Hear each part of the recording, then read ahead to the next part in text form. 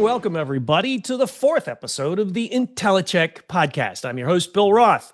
This is the show where we delve into the news and issues around identity verification, identity fraud, and the tools needed to combat it.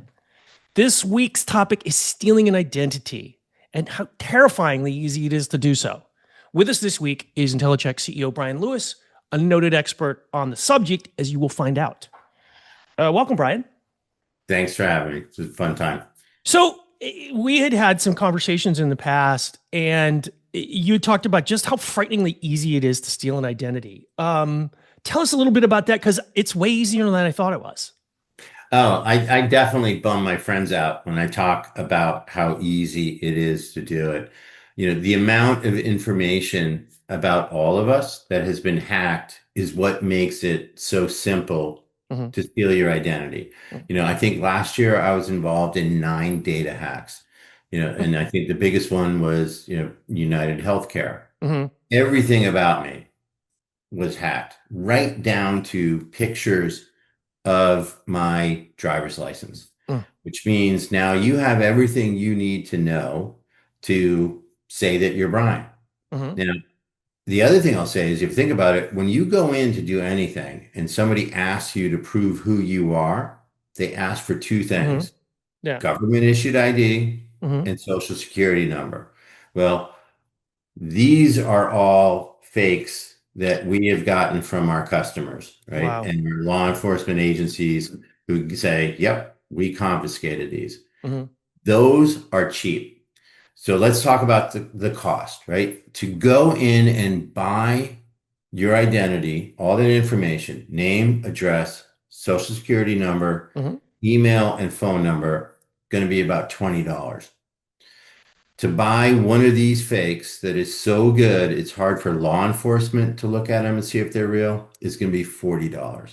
So for basically $60, I become you, and I can go shopping. I can open up bank accounts. I can walk into the bank and pretend to be you and withdraw all your money.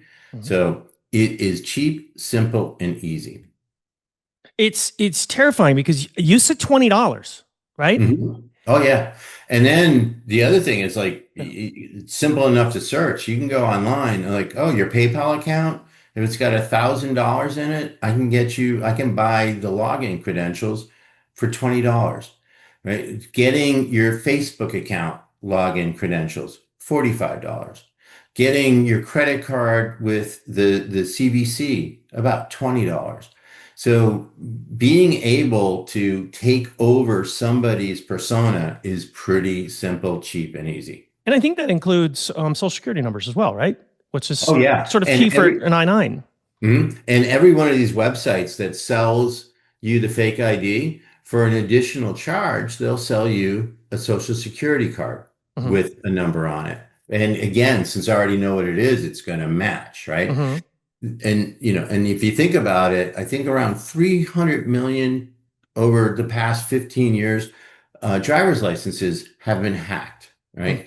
That means, because there's 2 numbers on a driver's license that sort of make it unique. There is the document discriminator, and there's the ID number. But when you go to these sites, the ones even on the bright web, let alone the dark web, you can plug in all those numbers. So everything will match what's in the DMV. So even the really barcode? Real.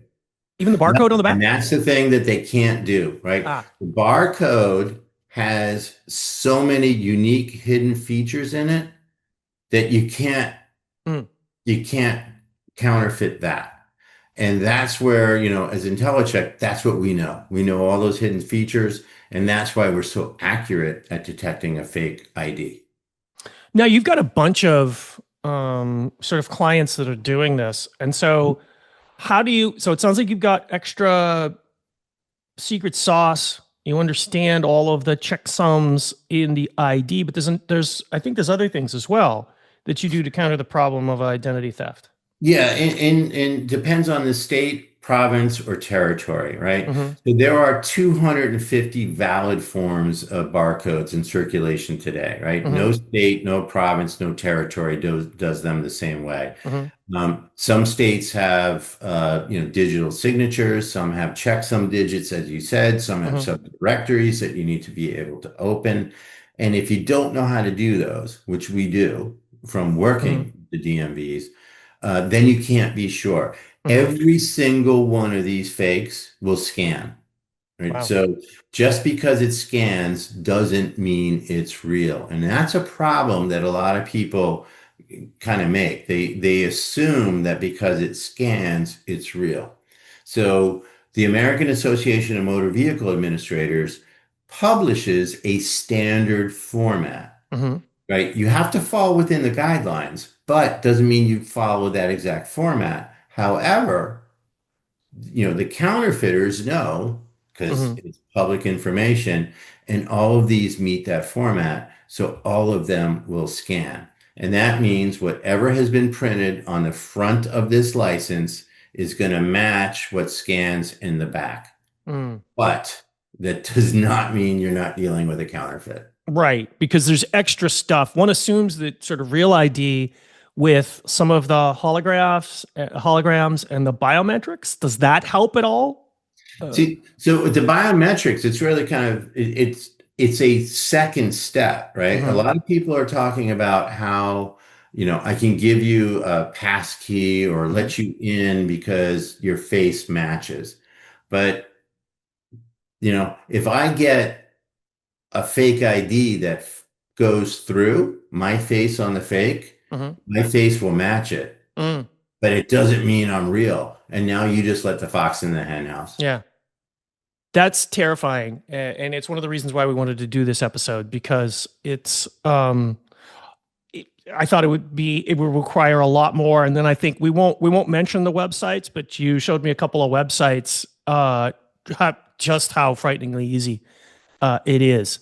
Easy, cheap, every state, every province, every territory, international, they have Mhm, them all. And I think what's interesting is so many people think that the real ID makes it more secure. I will tell you this, within 30 days of a state coming out with the real ID, it's for sale on the dark web. Terrifying, terrifying. Now, just for those, I think this episode is going to expose us to a lot of new folks. So I think there's a number of ways that Intellicheck does it. I know you have a mobile app, and you also have another way. But I mean, you've got a fairly transparent, easy way for customers to do this kind of validation, right? Oh, what I'd say is most people listening to this have probably gone through the Intellicheck process and Mm, never knew it. mm, If you've gotten a credit card in a store, or like me, I don't like carrying around my white label credit cards, but I like my points. mhm, They'll ask you for the driver's license, scan it, and then what we mhm, do is, either start the application process. We make it mhm, really simple mhm, because you don't have to type anything in other than say your social security number. mhm, Or if you're doing an account lookup, scan it and we send off the information to the bank and mhm, say, here's Bryan Lewis. This is a valid license. Here's the information. Does he have mhm, credit here? And they mhm, can just send back, yep, here's new credit, or yes, issue the credit because mhm. Bryan does have a card here. So real simple. I'm going to tell you, given, 30,000 retail locations, probably now I think about 12,000 bank branches soon to be coming. People have gone through us and just never knew it. Mhm. So, folks, if you're interested in this, definitely go to Intellicheck.com. There's a big get a demo button, push that button. And if you want to find out more, that's the way to do it. So, that's all the time we have today. My guest today on the Intellicheck podcast has been Intellicheck CEO Bryan Lewis. And we've been discussing how terrifyingly easy it is to steal an identity. Thanks, Bryan. Thank you. Be sure to check out the show notes in the description where we'll have a list of some of the data and the articles mentioned in this episode. Thanks for listening, and we'll see you next time. And until then, stay safe out there.